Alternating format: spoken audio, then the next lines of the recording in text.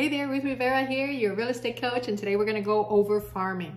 Too many times I sit with agents on a one-on-one basis and I ask them what are they doing, what is their approach to actually growing their business, what are the activities that they want to do to make their business a success, and a lot of agents come up with the word farming.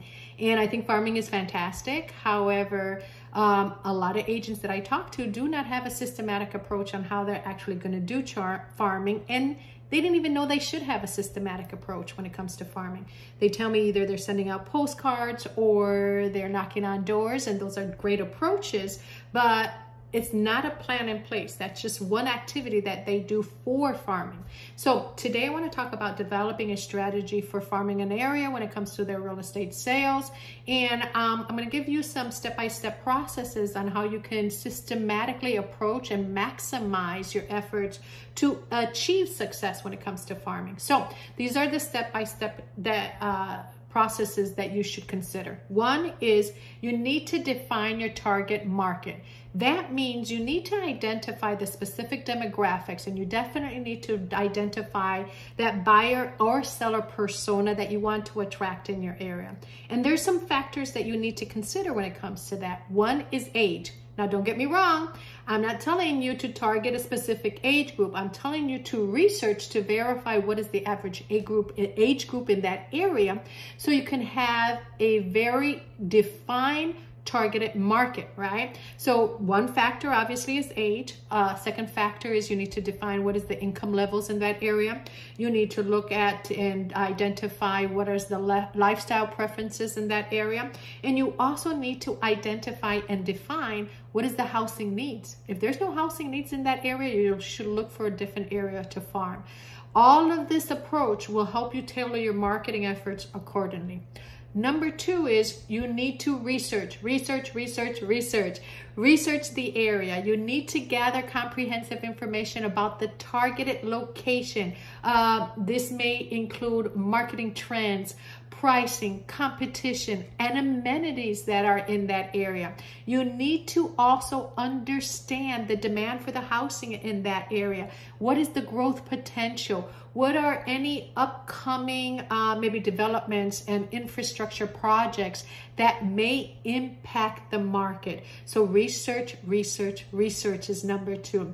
Number three is you really need to build a network. And what I mean by this is you need to establish relationships with your local real estate professionals. This includes all of the agents in that area. This includes brokers and appraisers and lenders, etc. You need to definitely collaborate with them to gain insights into the local market. Maybe you may gain some potential leads with these other real estate professionals, and hopefully a possible partnership in the future that you both do transactions together. And number four, you definitely need to create a marketing plan. This means you need to develop a well-rounded marketing strategy, right? You need a strategy to reach your targeted audience effectively. This also may include a combination of online and offline marketing, which is including digital advertising, social media campaigns, direct mailers, local events, and networking. All of this combined is going to help you be more effective and become that community champion in your area. Number five is you need to establish an online presence. So you really need to create a very professional website.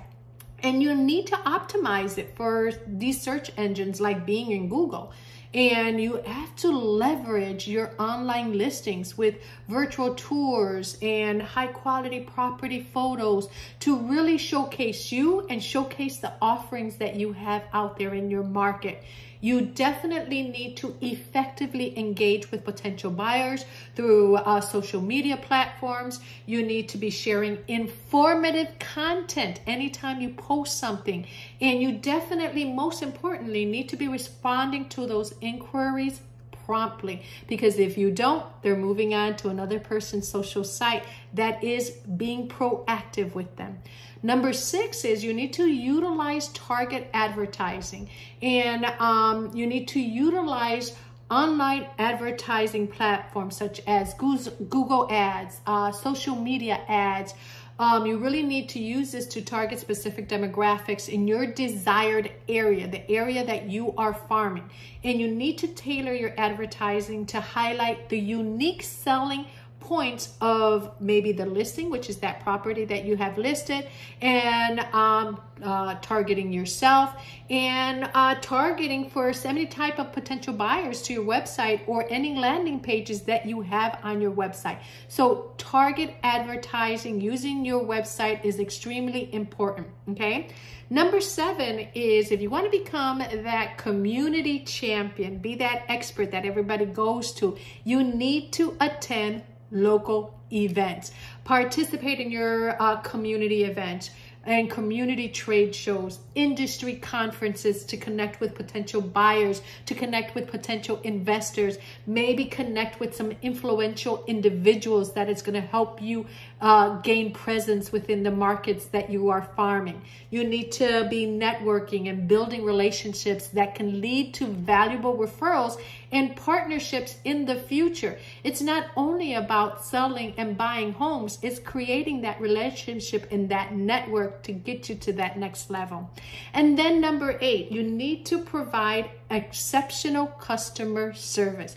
Too many times realtors have a bad reputation because they're not delivering outstanding service to their customers, to their clients. They need to be ensuring that their needs are met and that their customers' expectations are exceeded. You need to definitely provide positive experiences that will lead to, again, referrals and repeat business, and it's going to really enhance your reputation in that area so your farming is very effective and efficient.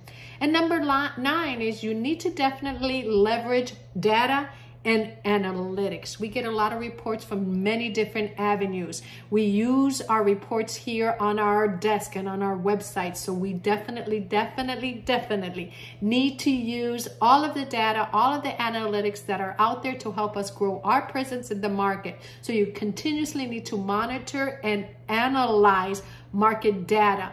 This should probably include sales trends, property values, buyer preferences.